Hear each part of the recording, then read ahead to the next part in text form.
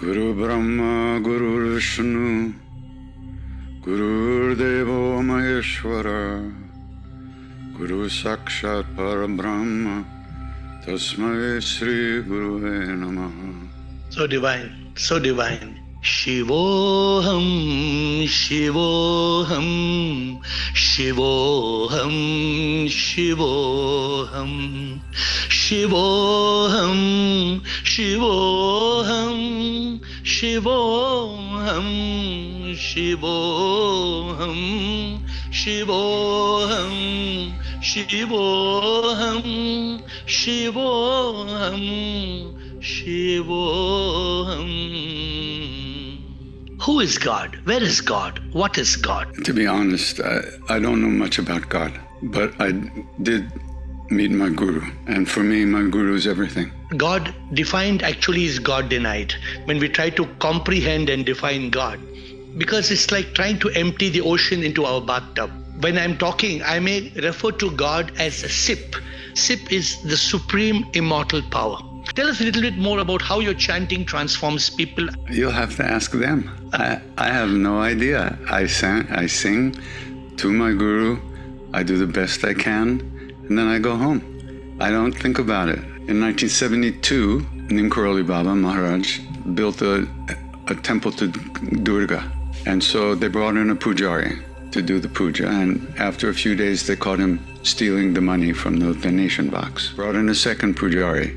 After a few days, they caught him stealing the money. Third pujari caught him stealing the money. So the temple trust, they came to Maharaj and said, Baba, we can't find a pujari that won't steal. What can we do? Maharaj goes, my pujari won't steal. Your pujari? Who's that? Krishna Das. For Maharaj-ji, all the saints, all the great beings are one. You know, they're all one. They're part of one. Ram, Shiva, they're all part of one being, and different manifestations for different functions. Shiva bhi wo, wahi Ram hai, Hanuman wo, wahi Ghanshyam hai. Like you said, how does it matter what we chant? Mm-hmm. Yeah. When the one who is chanting is the one to whom we chant. I don't know, you agree? I mean, do you disagree yeah, with of course, me? absolutely, absolutely. And also because of the karma and laws of cause and effect. We're planting seeds every moment. Every thought, every action is a seed. And most of the time we're planting seeds that are not going to bring us happiness. But when we do practice and we chant the name, we are planting the seeds, the purest, most beautiful seeds that we could ever plant that bring us reality. You know, in the Hanuman Chalisa, the first line is Shri Guru Charana Saroja Rajan Nijamanamu Guru Siddhari. You take the pollen-like dust from the feet of the Guru. They clean the mirror of the heart. I want to love God. If I want to love God, how can I love God? You would immediately say, just chant. You chant and you start loving God. Is this a good way to attain God? The ego will never be able to do that because the ego thinks itself separate. But that's the magic of bhakti. That's the magic of chanting. That vibration. People can't understand what is the vibration. Nobody can define. When you're singing with 1,000 people, nobody can define what is the vibration you are creating. It's a vibration. No doubt there's a vibration. Asatoma Sadgamaya, Tamasoma Jyotirgamaya. No, I haven't chanted that. It's very beautiful.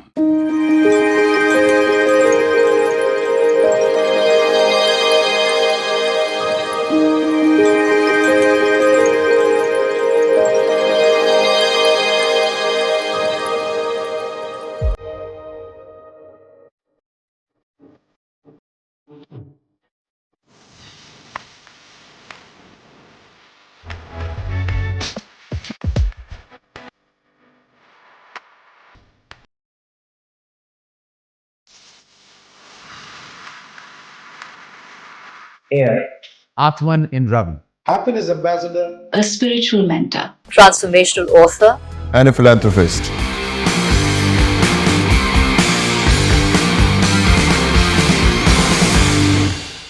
Welcome. Today we have with us none other than Krishna Das. When I just welcomed him and said, I'm going to call you Krishna, he said, no, and I immediately understood his divine surrender as a Das to Krishna. I didn't even wait for him to explain. Although his birth name is Jeffrey, inspired by his guru, he changed his name to Krishna Das. And we all know what Krishna Das means. That is the highest state of awakening. He's an American vocalist known for his amazing performances of Hindu devotional music known as Kirtan, chanting the names of deities and creating an ecstasy of divine joy. He has released 17 albums since 1996. His album Live Ananda was nominated for the 2013 Grammy Award for the Best New Age Album. He has been described by the New York Times as the chant master of American yoga. You must have heard that many times, but that is where you have created a beautiful space in the spiritual world. My dearest Krishnadas, with folded hands and pranams, I welcome you to this evening on Zoom. Thank you. It's such a joy, such a divine joy to be with you today. And you radiate that spiritual ecstasy, not only through your voice, even your very presence, even on a Zoom like this, radiates so much joy. Maybe I should look in the mirror more often so I could get some of it. I love you. I've never seen you in this mode, but I'm loving it. Okay. So if I may permit and request you, can we start with any one of your favorite divine informal chants, with whatever way you'd like to chant, and then we'll start having a chat. Unfortunately, I have no instrument with me, and I'm at my desk, and I have no ability to really chant anything with an instrument. Without an instrument, just like that. Without an instrument? Okay. Yep.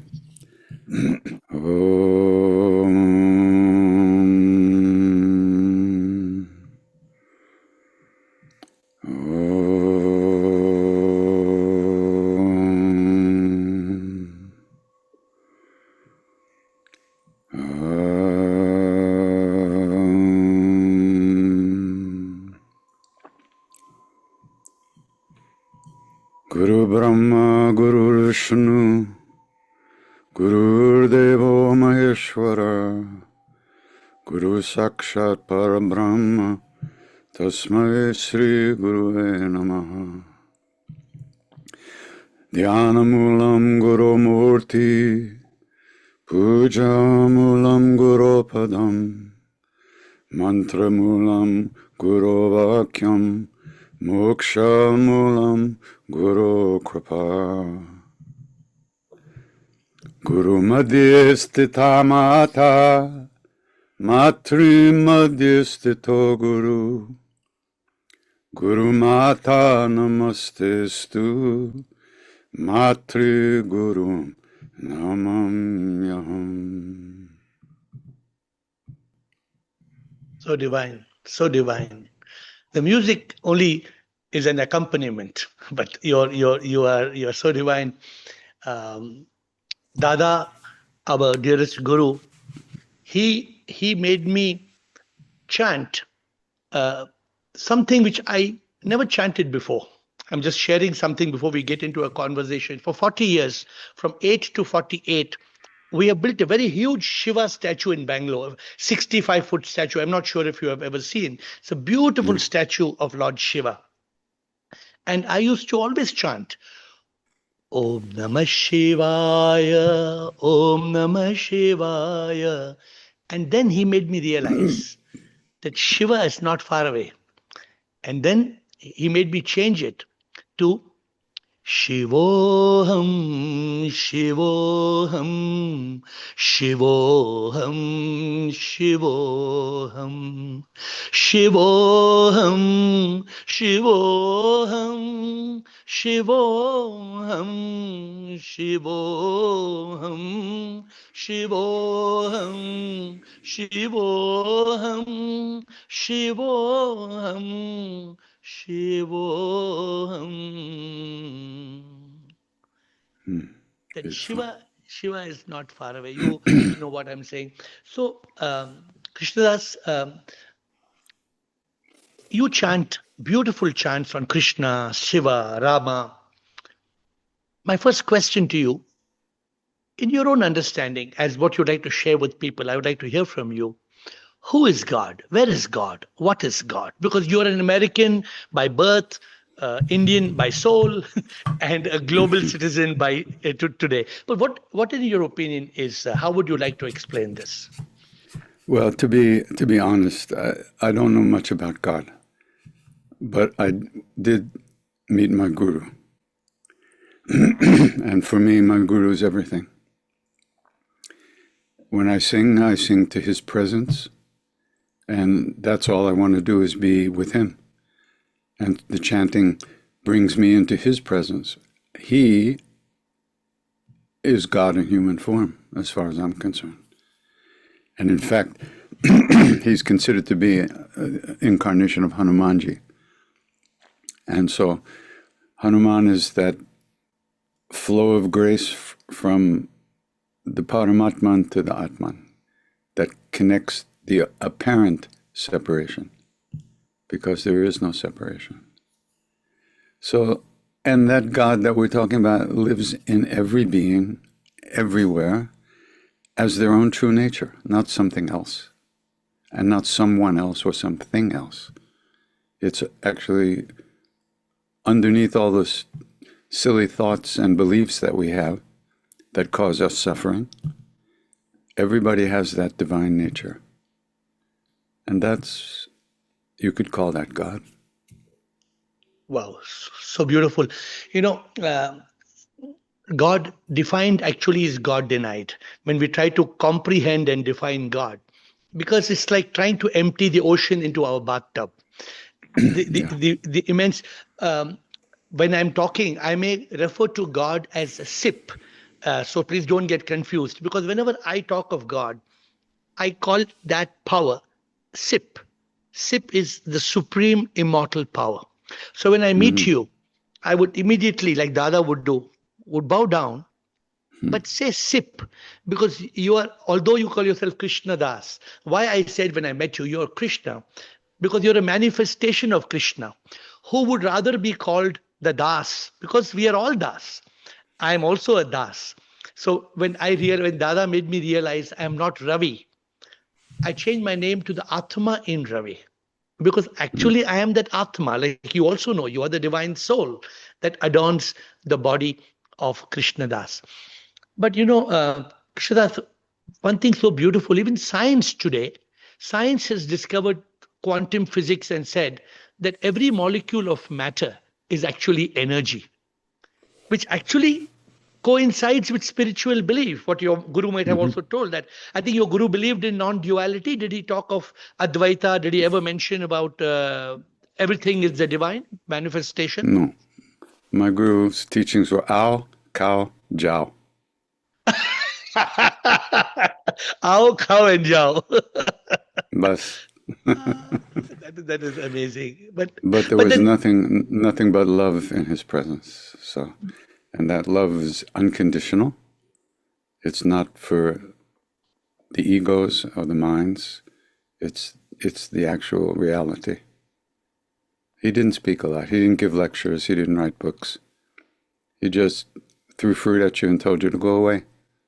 So what was it when you say "ao cow jao"? It was love and happiness and peace, or how much of it was spirituality, or nothing much of that? Oh, I see. So spirituality is something out there, something other than what we are, somewhere else? No. There was nothing but real love there. And that's who we are. It's not in the mind. It's not a thought. It's not an emotion.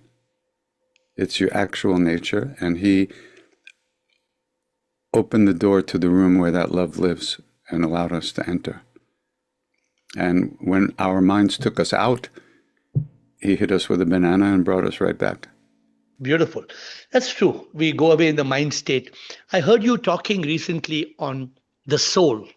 You were speaking in one of your podcasts. What is your understanding of the soul? Because in India and in different religions, the soul is quite misunderstood or misinterpreted. So, what is your understanding of the soul? I really don't have any understanding at all. I mean, I could tell you some things I might have read sometime, but I don't have those experiences. I just sing, and then I go home and go to sleep. But you're singing touch. I'm sorry. The chanting is distributing my guru's charanamrit. That's all it is. That's what it is. And there's nothing more than that, because the charanamrit is actually consciousness, is actually bliss. And that's my seva for him, is to distribute his charanamrit wherever I go and whoever wants to sing with me. I don't know soul, big soul, little soul. I don't know any of those things. I wish I could, I could say things I might have read, but what's use is that? Yeah, true. No, but when I awakened about 10 years ago, when I shut my business, I was to run a big business in India. I shut it down because I realized that our purpose is to realize what you said, the divine nature you mentioned just now. Each of us is a manifestation of the divine. We are not this body. I don't know whether, since we are on this discussion, this body came later. This body was formed over 9 months, as we see it on from the zygote to an embryo, the fetus, and then the baby comes out. When people try to just light a match like this, so where did the fire come from? And where did the fire go? It's not that the fire came from somewhere or went. So just to share with you, the soul, which we will touch in the course of today's chat, to me, SOUL is a spark of unique life. You have that energy in you. I have that energy in me. And when you sing, when you chant, you touch people's, not the ears, you touch their soul. You go deep within their soul. So they go into such an ecstasy of joy. So this is what I was trying to ask you, whether you feel that when you sing, you touch people's that spark within. First, let me apologize. I can tell that you're going to be very disappointed with this interview. No, I'm enjoying just being with you. So we are not having an interview. We are having a chit chat, right? When I sing, my job is to sing and to pay attention to what I'm chanting, to the sound of the name, and to follow that into the deeper presence of love. I don't know what else to say about it. I'm not trying to do anything to anybody or for anybody. I'm not trying to get people, have them have any particular experience. I share my practice that I do for myself, because my practice involves chanting with people. And if I was trying to get somebody else to have a particular experience, that would be some kind of manipulation. They would feel that and they would actually shut down. So I go, I sing to that love that lives in everyone, and that's it. And I try to do it the best I can. That's what I do. I mean, Yeah, but you do it so beautifully. You do it so beautifully. Thank you. I appreciate that. And Krishna, what you do, the soul, which is the power with it. Soul is not something. That's why the Buddha called it anatta.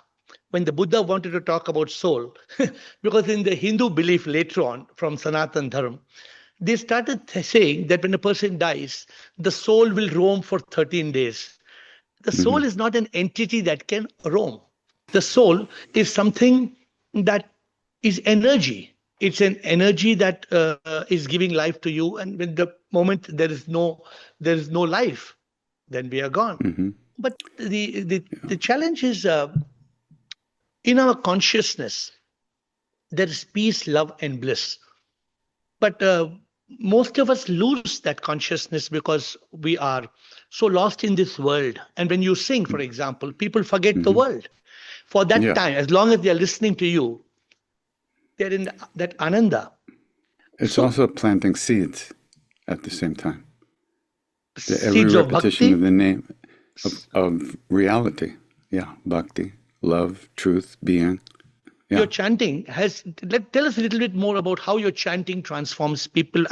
What feedback you have received. They only listen to it and enjoy it. How does it give them that deep ecstasy of spiritual bliss inside? You'll have to ask them.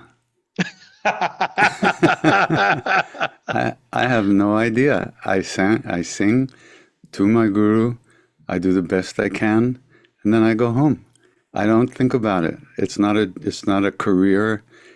I'll tell you a short story. So, in 1972, Neem Karoli Baba Maharaj built a temple to Durga in the courtyard of there was a Hanuman temple, Shiva temple, and Lakshmi Narayan, and on the other side, Vindhyavasini Durga Devi. And so they brought in a pujari to do the puja, and after a few days, they caught him stealing the money from the donation box. Gave him some rupees, sent him home. Brought in a second pujari. After a few days, they caught him stealing the money. Gave him some rupees, sent him home. Third pujari caught him stealing the money. So the temple trust, they came to Maharaj and said, "Baba, we can't find a pujari that won't steal. What can we do?" And Maharaj goes, "My pujari won't steal." "Your pujari? Who's that?" "Krishna Das." So I was called from the back of the temple, where the Westerners spend most of their time, and I was asked to sit out by the Durga temple, and distribute the Charanamrit. So, and it was interesting because not everybody wanted to take the Charanamrit from this Angrezi, but they had to because it was Maharaj's order. Yeah. So, many years later, Siddhima, who was Maharaj's great disciple, she said, when Maharaj-ji made you the pujari and asked you to distribute the Charanamrit, he created this whole leela of me going around the world like this, and I'm still distributing the Charanamrit in the form of the name. See? So, wow. My question to you, what do I have to do with it? Nothing. I just get up and walk around and do my thing. This is all his doing. It's all his blessing. It's all his doing. And I'm very blessed to have this opportunity to serve that love in all beings. That's so much more than that I can't say. It's very beautiful. What you said is so beautiful. And the analogy, like you said, is how the Charanamrit that was meant for something else has become your mission, your life mission, and you're doing it. When I thought it's a great joy to have this conversation with you, but when they told me, so I started looking up, and I saw that you have a channel, Be Here Now. What is it? It's a podcast where you answer people's questions. Sometimes, actually, the Be Here Now network is part of Ram Dass's organization, the Love Serve Remember Foundation, which Ram Dass founded while he was with us. My friend Raghu Marcus runs the foundation now, and the Be Here Now network handles a lot of podcasts and things like that. I actually don't do a lot of podcasts, but I do workshops with people where we talk about things. So they take some of those workshops and they call them a podcast. That's how it works. So when is it people write questions to you and No, it's live in person. It's live. Yeah. Okay. It looks like you're answering questions to people. You're answering people's questions. No, so for me, meeting you was I speak to several saints and celebrities because my mission is to help people reach that state, what you said, of eternal happiness. Probably Maharaj-ji might have called it Satchit Anand. I don't know whether he used the term Satchit Anand, or maybe you can Ram. share a little bit. Ram. He just called it Ram. And where did Krishna come from? Or do you used to say Krishna as well? That's funny. So Ram Dass had a Volkswagen bus in India, and we used to drive all around. And one day Maharaj-ji looked at Ram Dass and said, "Ram Dass, you're a saint. You shouldn't drive. Give him the keys." So I got the keys to the car, and I got my first name, Driver. And for maybe 9 months, Maharaj would, driver, this, driver, that, right? So finally one day I get called into his room. I wrote in my diary one night, I said, well, Everybody else has an Indian name, but I guess I'll be driver forever. Okay. So the next day he calls me into his room and he says, Arjun, nay, Krishna, nay, Krishna Das. I said, Krishna Das? You know, I'm a Hanuman guy. What is this? And he just laughed. He said, oh, it's okay. It's okay. Hanuman served Krishna too. And you know, there's that beautiful story in the Mahabharata of after the war was over, Krishna says to Arjun, as your charioteer, every day I've been getting off of the chariot first and helping you down. But today, you get off first and you run as fast as you can away from the chariot. So Arjun runs away. Krishna steps off the chariot and it explodes in 1,000 pieces. So Krishna says, haven't you wondered why your chariot never got blown up when all the other warriors had to keep getting new chariots? There was a white flag with a red monkey on the chariot. And when Krishna stepped off the chariot, the monkey flew out of the flag and disappeared in the sky, and the chariot exploded. He said, Hanumanji absorbed all the missiles that hit your chariot. Wow. Some of these stories are fascinating, and they have a deeper meaning. But somehow, so you're saying Maharaj-ji spoke of Ram, but he gave you the name Krishna Das. Because in reality, I don't know if you've heard of this. One day, it said that Sri Ram asked Hanuman, what is your relationship with me? In Hindi, you follow a lot of Hindi, or you don't speak much of Hindi? Bacha ka Hindi hai, bacha Hindi. So I'm not going to speak Hindi because. So then, once Ram asked him, "What is the relationship of you and me?" And Hanuman told him, "Prabhu," he told Sri Ram, "Prabhuji, I am your das. Hanuman is your das. But you have taught me," he told Ram, "but you have made me realize I am Atma, I am Paramatma. And even you are Paramatma. So in reality, although you are Sri Ram and I am Hanuman, in reality, we both are that same Paramatma, which manifests. One is manifest. That's why I asked you, is Ram and Krishna having a different connotation with Maharaj-ji? So, No, because in reality, he loved he spoke often about Krishna, but his lips were always moving, always repeating Ram. He was, because he is Hanuman, he repeats, he takes Ram's name. But for Maharaj-ji, all the saints, all the great beings are one. They're all one. They're part of one. Ram, Shiva, they're all part of one being, and different manifestations for different functions. Absolutely.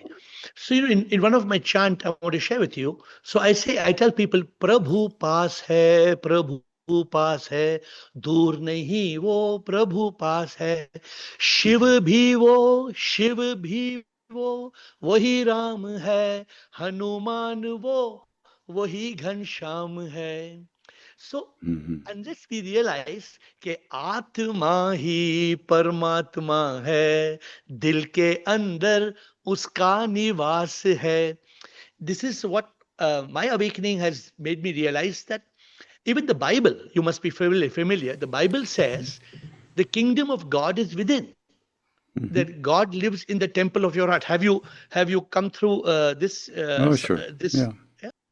If God lives in the temple of our heart, or even if you in the Christianity, when they say the Father, the Son, and the Holy Spirit, it is what the Sanatan Dharma, or what Maharaj-ji was telling us, or my Dadaji was telling.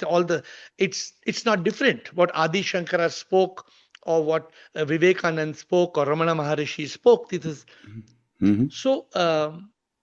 When you chant so many names. So what is your favorite chant? Do you have a favorite chant, or how does it go? No, I don't have a favorite chant, because they're all the names of love. They're all sometimes you call your lover sweetheart, honey pie, my dear, It's all the same person you're talking to. So sometimes, do you mix your chants or not?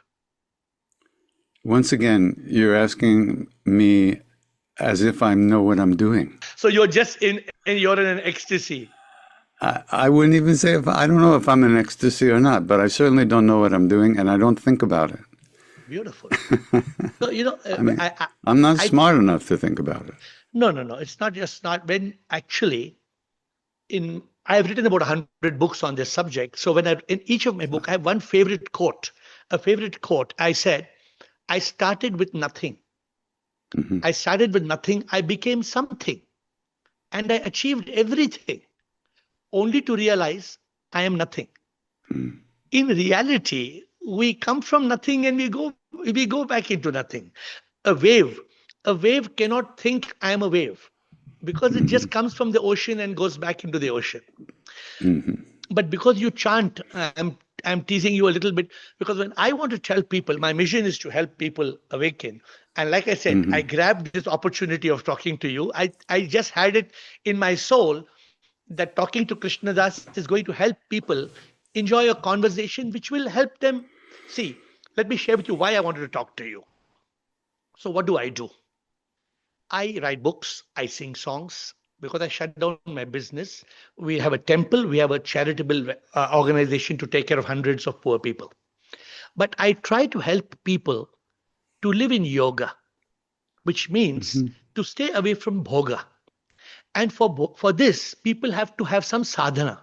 Some sadhana means they have to, like when they listen to you, it's a bhakti sadhana.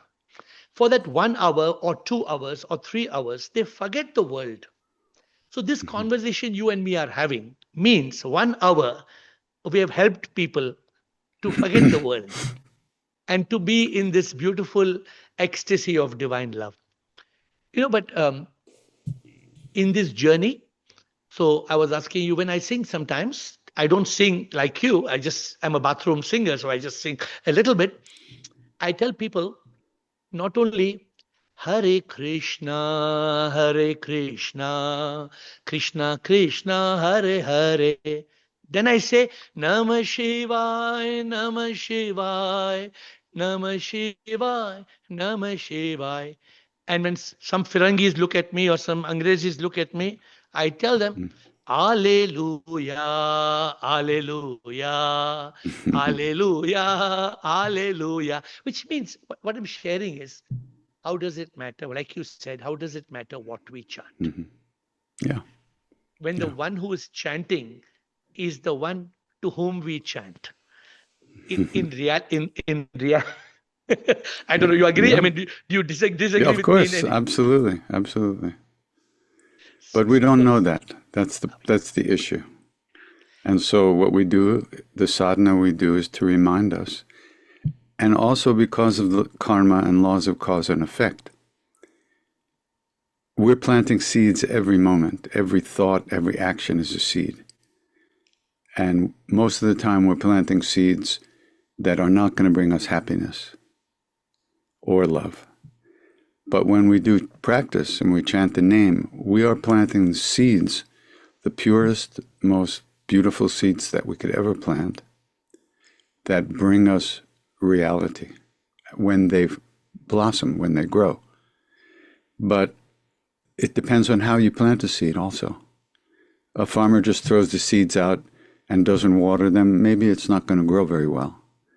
So when we sing, we need to pay some attention, and we need to keep letting go of our thoughts and coming back to the sound of the name. That's all that's required. We don't have to visualize anything. We don't have to try to have any particular kind of experience, because anything we create in our minds is not permanent. So all we want to do is come back to the sound of the name and let go of our thoughts again and again and again. And that is planting seeds of more of the same, which is what cleans the mirror of our hearts. In the Hanuman Chalisa, the first line is Shri Guru Charana Saroja Rajan Nijamanamu Guru Sudhari. You take the pollen-like dust from the feet of the Guru to clean the mirror of the heart. Why? We're looking in a mirror right now. You're seeing your version of me, I'm seeing my version of you. My version, because my mirror is covered with all kinds of likes and dislikes, fear and greed and shame and anger and selfishness. So I see a version superimposed on reality. Through the repetition of the name, that dust is cleaned off the mirror, and eventually we see reality. We see our face instead of the dust. So it's not about trying to have any particular kind of experience. Just come back again and again, and we get more familiar with just being here. And that deepens and deepens and deepens. Beautiful, so beautiful. You know what you just said? When people listen to, for example, a chant, they could still be in a state of mind. And so Sure. if they are in a state of mind, then the chant is just becoming a background music. Because the fear, the worry, the stress, the anxiety is in the foreground, and the chant is going away in the background. But if you still the mind, like I tell people, I tell people, kill the mind, eliminate the mind. How can I eliminate the mind? I said, if you still the mind, if you still it, you can kill it. Because all mental illness is because there is no stillness. So when you sing, for example, if a person can be in consciousness, if a person can take that, what you said beautifully, Charan Amrit, if you can take that, for example, and if you're actually absorbing that Hare Krishna, Krishna Krishna, Hare Hare. If that chant that you're singing is filling the consciousness of a person, then that person is becoming a yogi. Because a yogi is one who disconnects from bhoga. He cuts from this material world. So I think you have said it beautifully. You also spoke in one of your talks about Nishkama Karma, desireless action. Would you like to tell us a little bit what you think is the purpose of life and why Nishkama Karma? One time, my Indian father was a great disciple of Neem Karoli Baba and a great yogi. He'd with Maharaj-ji for over 40 years. One time Maharaj-ji called him over and said, you're a Brahmin, you're supposed to know things. Tell me, what does Krishna teach in the Gita? So the usual thing people say is Nishkama Karma. So that's what Tiwari said, Nishkama Karma. Hep, you miserable Brahmins, misleading the people. Only God can do Nishkama Karma. That's what he said. That's a very deep statement. Where's this God? Not out there somewhere. It's within us. But desireless action, action without motives, this means this is impossible for us because we have ego. We think we are who we think we are. So we need to purify our minds and hearts, and that's through sadhana. If we try to create a version of ourselves that we think is holy, it won't work. We just have to find out what's already inside us, where the name is already going on, repeating itself within us. We don't have to make it happen. It's already happening.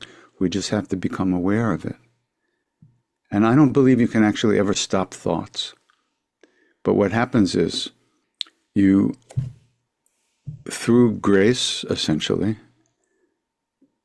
you unidentify, you unglue, you become unglued from the thoughts, and you become the space in which the thoughts flow through.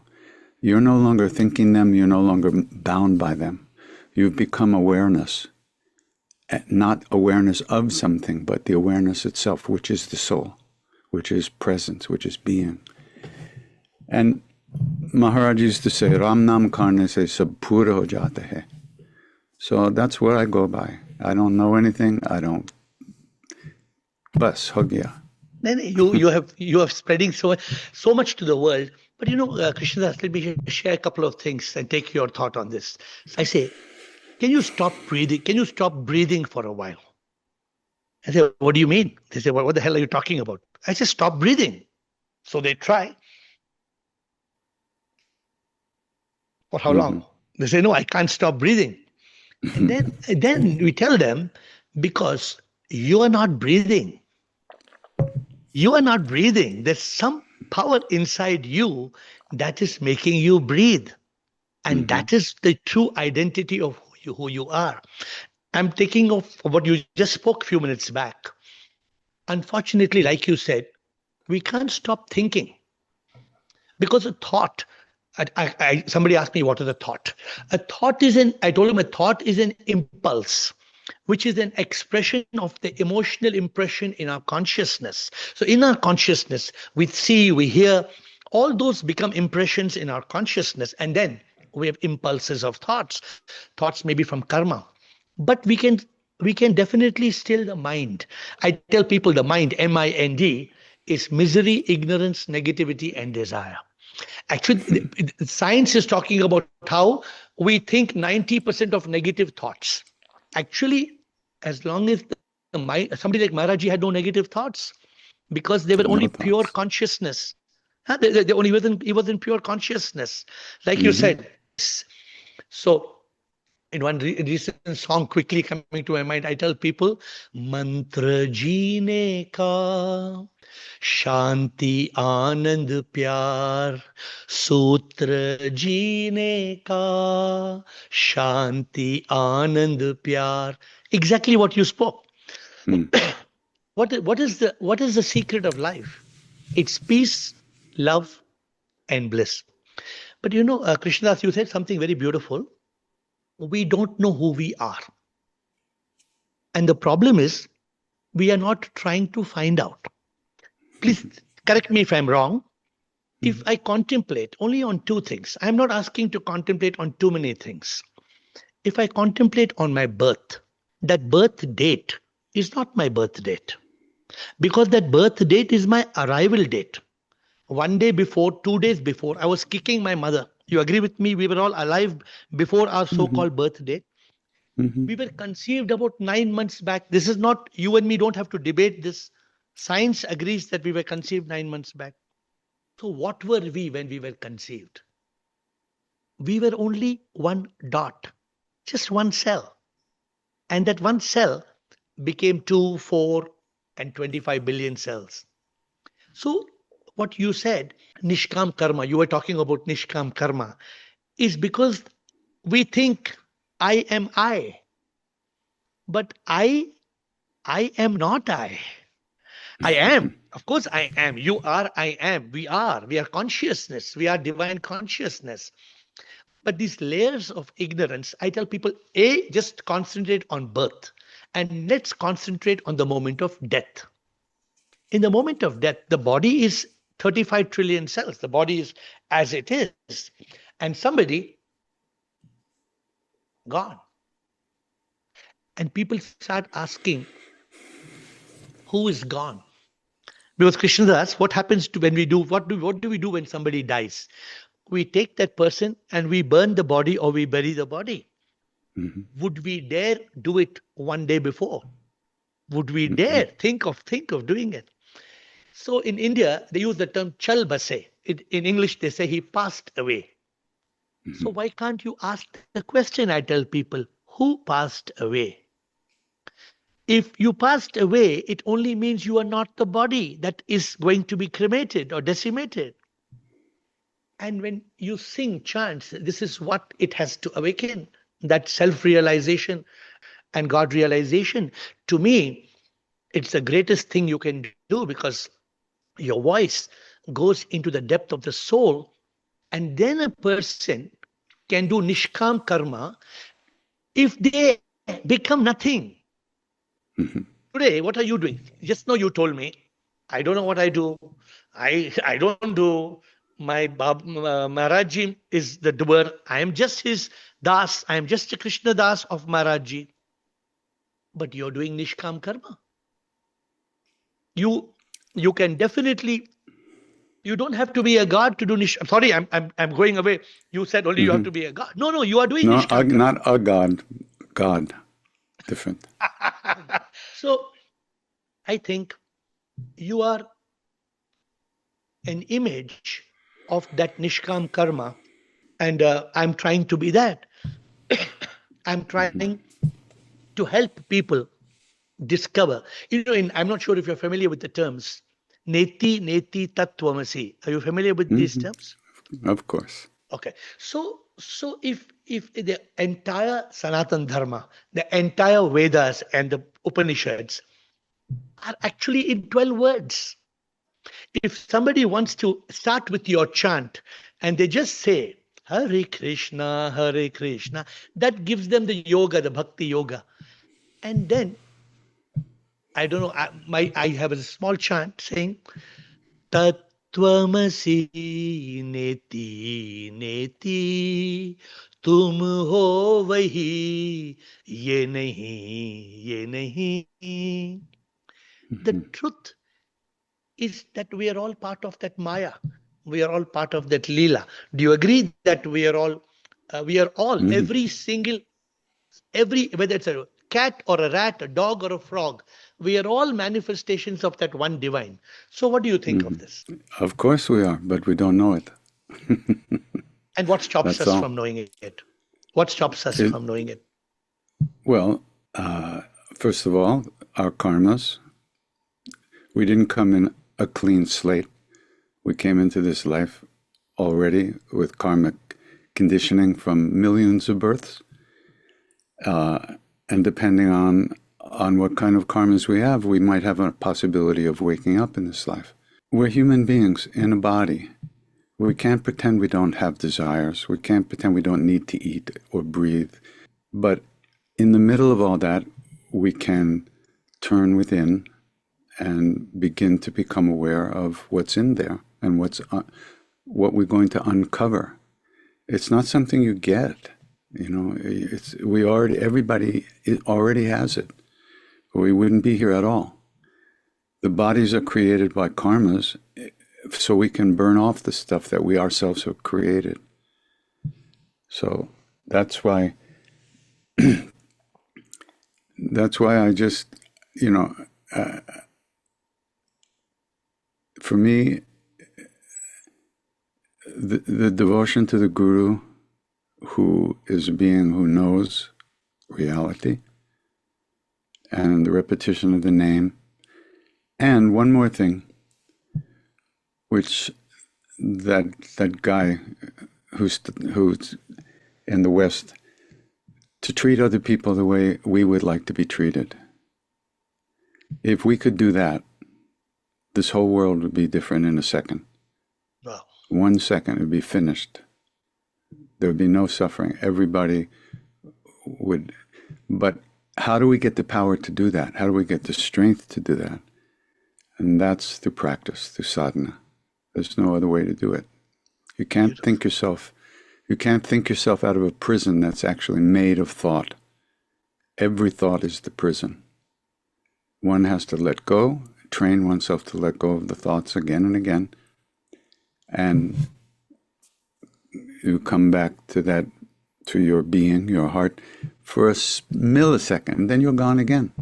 And then you notice you're gone. So, here's the thing. So you're chanting, right?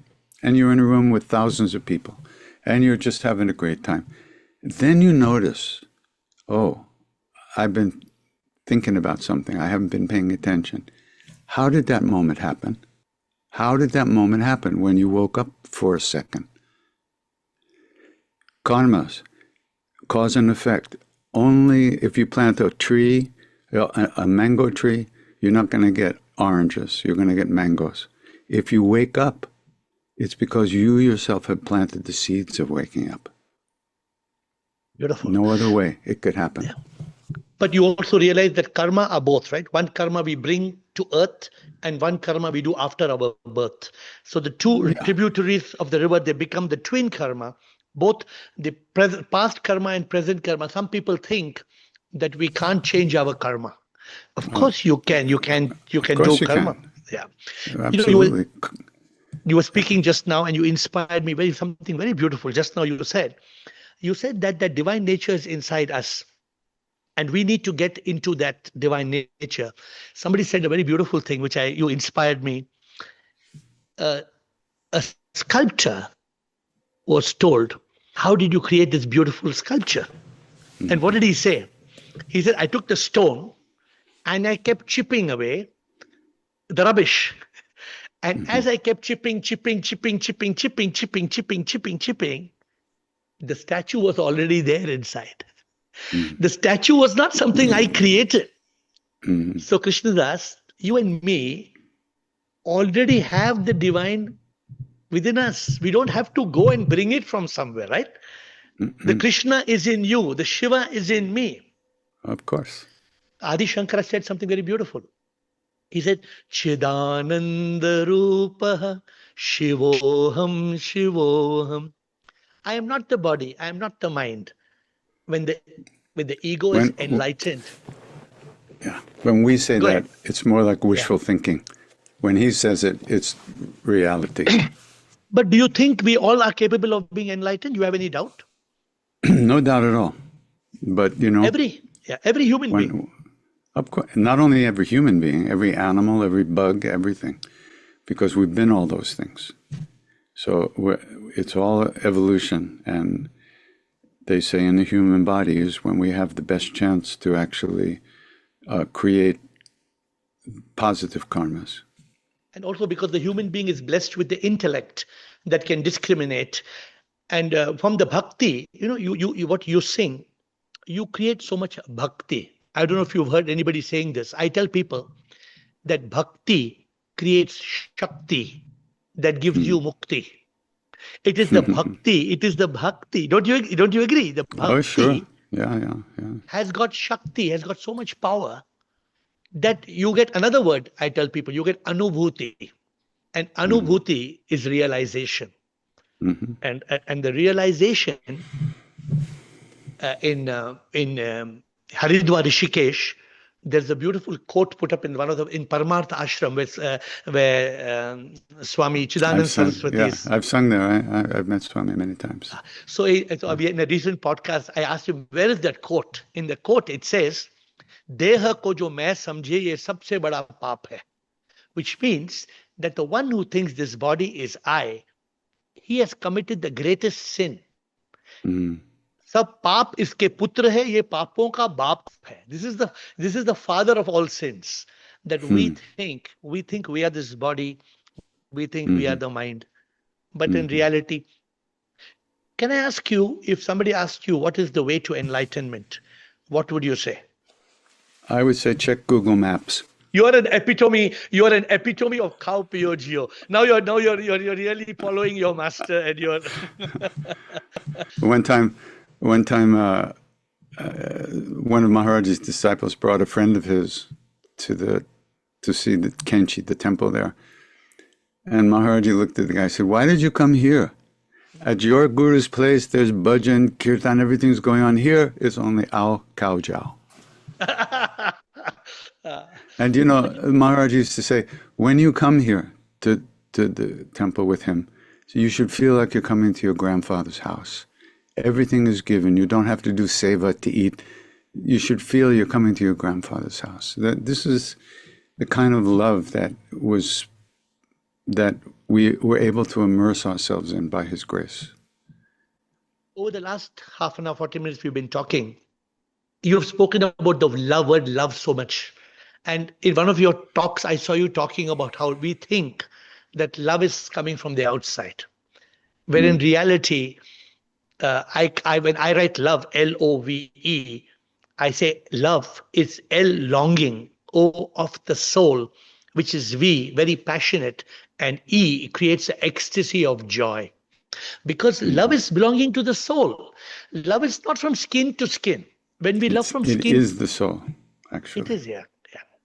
So peace, love, and bliss. And you know, I was blessed. In the ashram, you must have heard people talk of these 4 yogas: Dhyana yoga, Bhakti yoga, Karma yoga, Jnana yoga. When I was praying to Shiva, I'll send you a picture of our statue. I told Shiva, fill me so deeply with your love that nothing should be left. Don't leave an iota, don't leave a cell, don't leave even one dot. Fill me. And Krishnadas, the beauty that I awakened with something called Prema Yoga. Prema Yoga is how, if today I want to love God, if I want to love God, how can I love God? You would immediately say, just chant. You chant and you start loving God. But tell me, I want to ask you, the moment we realize I am not this body, I am the soul. If I am the soul, you are the soul. Every soul is the supreme immortal power. Every soul is the supreme. In that very moment, we can see God in all. We can serve God in all, and we can love God in all. That means the moment I look at you and I love you, when I'm loving you, I'm loving God. So don't you think that if we want to love God, Prema Yoga, if we love every, not just animate, you said even inanimate, but love the birds, love the dog that's wagging its tail, love the driver, since you use the word driver in your, love everybody as though they are God. So tell me, is this a good way to attain God? The ego will never be able to do that. Okay. The ego will never be able to do that because the ego thinks itself separate. For me, love is vast presence, vast being, vast space. Inside, everything is inside of that. There's no one to love anyone. There is only love. And that's why I keep coming back to the repetition of the name. You sing. When you notice you're not paying attention, you sing. You don't try to do anything. You can't even try. When you're daydreaming, you can't wake yourself up. You're asleep. How do you wake up?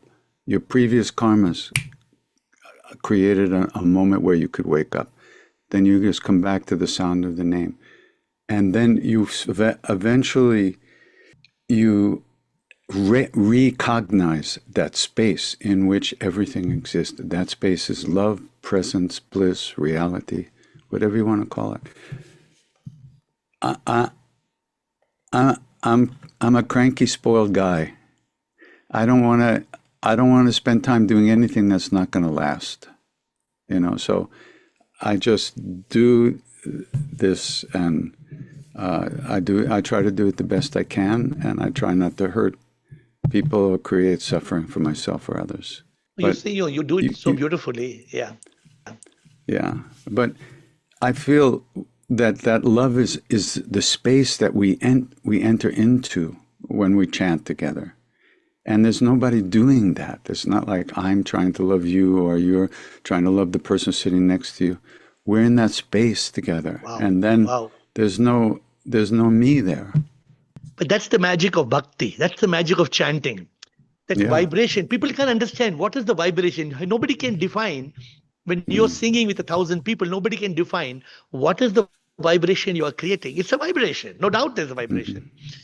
In your chanting, do you ever use this chant? It's a beautiful chant. I don't know if you can chant it, if you ever do it. In India, we do it a lot. Asatoma Sadgamaya, Tamasoma Jyotirgamaya, Mrityorma Amritamgamaya. So do you chant this ever, or I've not heard you chanting this? No, I haven't chanted that. It's very beautiful. Once again, I don't get a vote as to what I sing. Okay. So it just people say, "Oh, would you sing this?" And I say, "Well, maybe. I don't know. We'll see." It's a question of who's in the room, what's happening, and I really don't think about it. But that's a beautiful chant, and of course, and it's more than a chant. It's a statement of the perfect position that a being could take in life. Yeah. It's a prayer. Basically, it's a prayer to the Supreme. Yeah. That, oh Master, take me away from darkness to light, from the untruth to the truth, and from death to immortality. Because actually we are immortal souls, right? We are all immortal souls. We never die. You will leave Krishnadas behind one day, and you will merge with the Supreme because you belong to the Supreme. Anytime now. You cannot leave yourself behind. It's a very beautiful thing. The beautiful mantra, the Mahamrityunjaya mantra. What does it tell you? That Om Triumbakam Yajamahe Sugandham Pushti Vardhanam Urva Rukmeva Bandhanam Mrityor Mokshya Mamrita. So you and me, we will only let go when we are called. When you have to sing, you have to keep on singing and singing and singing and chanting till the divine tells you, now Krishnadas, now it's time to stop. Tell me a couple of interesting things with your with Babaji. Before we wind up in a few minutes? Some interesting things about you and your master. All the beauty in the universe was wrapped up in that blanket, and I could never take my eyes would not leave him. My eyes would not leave him. They just would not leave him. You felt you were home. You felt you finally got home, made it. But here's a funny story. So many years after Maharaj-ji left the body, or whatever he did, a couple came back to India, a couple who had been there with us. And it was their first trip back to India since Maharaj-ji had disappeared. So we were chanting Hanuman Chalisa by Maharaj-ji's mandir. And I noticed the woman standing on the steps, looking at the tucket where Maharaj-ji used to sit with us. And she was just standing there. And I thought, whoa, something's happening there, huh? So after we finished singing, she came up to me and she said, Krishnadas, I think you're the only person here who can understand what I'm going to tell you. I said, what? She said, just now I was standing on the steps, looking at the tucket, and I remembered that I was standing there 20 years ago with Maharaj-ji, looking at Maharaj-ji, and I remember thinking, I'm here, I'm home, I made it, I'll never leave, I'll always be right here. And she said, what happened? What happened is Maharaj-ji transferred us. He brought us there, and he transferred us back into our lives. But he first injected us with grace, and then sent us back into our lives to work through our karmas, but in a different way than we would have without that. He used to tease us. He used to say, I have the keys to the mind. I could turn your minds against me. No, Baba, don't do that, And he said, transfer ho jayega, I'll transfer you. No, Baba, don't do that. But he did. He dragged us there, and he transferred us back when he was finished with us. It's just the sense of trust and being of grace and blessing, and it was all covered. It's all okay. He's taking care. It was so much grace. It was really. What you said, it resonates my devotion and love for my guru. I was with Dadaji for 25 years, and Krishnadas, what you said, unless we have completely surrendered to our master, we cannot cross the shore, because after all, he's the boat. He's the boat. For 30 years, we used to run charitable homes in Bangalore. And I used to go and tell Dadaji that, Dada, today we picked up these 6 people. We had some destitute children, some old people who were thrown out of their homes. And then he used to always tell me, the day you awaken, you will realize that you are not serving the poor. I told him, Dada, but I'm serving the poor. He said, I told him, I'm serving the poor. He said, the day you awaken, you will realize you are not serving the poor. He's no more here now, but then one day I realized that every poor person is a manifestation of God. To serve a poor, and I'm doing puja. I'm not serving. People, what you said, when we serve with the ego, we say, I am serving. But the moment you find that is God, then you're not serving God. You are getting an opportunity to pray to God, right? That is a Absolutely, yeah.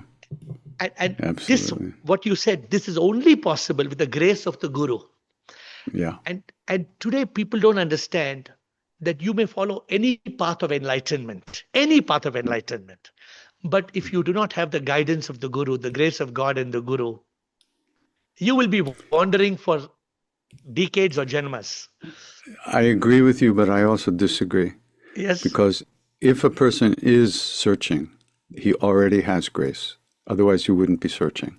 So you may not know your guru, you may not have seen your guru in a body, but if you're on the path, if you're looking for reality, for love, for consciousness, for truth, then you already have grace, or you would never be interested in those things. And don't they say that when you're looking, like you said just now, when you're on the path, then the Guru will find you. Sometimes, tell me quickly, what is the story of you reaching Maharaj-ji? How did you ever how did you get to him? Well, you know who Ramdas was? Baba Yeah. Ramdas? Yeah. He had come to America, to India, and met Maharaj-ji. And he spent about 6 months in India. And then he came back to America, and I met him after he returned. And the minute I walked into the room where he was sitting, without a word being spoken, without eye contact or anything, I knew that whatever I was looking for was real, it was in the world, and you could find it. And that was really the first day of the rest of my life.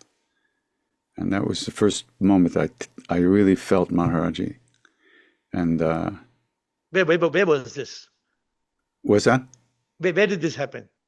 This happened in New Hampshire in America, yeah, in 68. And then I went to India for the first time in 1970.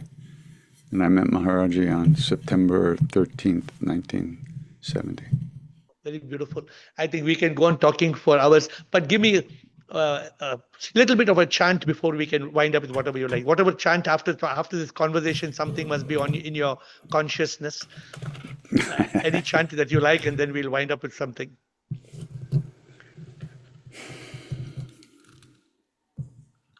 Jayanti Mangala Kali Bhadra Kali Kapalini Durga Kshama Shiva Dhatri Swaha Svadha Namostute Siddhi Buddhi Prade Devi Bhukti Mukti Pradayani Sarvasyarti Hare Devi Narayani Namostute. Bas. So beautiful. Before I close, when you chant like this, somebody asked me the question, how does this chant help? So I tell them this is a mantra. And they ask, what is mantra? They ask me, what is the word mantra? And I tell them the word man is mind. And the word tra is instrument. And when a divine soul like Krishna Das, when he sings so beautifully, then the mantra becomes an instrument that is able to go beyond the mind. And in that state, your ego is able to be enlightened. And then you awaken. I will leave you with a small chant which I recently got before you can give me your closing comment. In one of my songs, the Lord Shiva, he blessed me with this. I don't know how much you'll understand, but tell me if you do. It says, शिवोहम से होगी मुक्ति शिवोहम का एहसास करे शिव को जो चाहता है जो शिव की भक्ति करे नमः शिवाय से ये शुरू हो शिव की पूजा करे शिव की तलाश में निकले शिवोहम का एहसास करे नमः शिवाय नमः शिवाय शिवोहम शिवोहम नमः शिवाय नमः शिवाय Shivoham, Shivoham. Did I make any Beautiful. sense to you? Did you get the gist of this? The gist, but not the details. So what the Lord told me, that when you're in search of Shiva, you start with Om Namah Shivaya. O Lord Shiva, Om Namah Shiva. I bow down to you in the form of Shiva.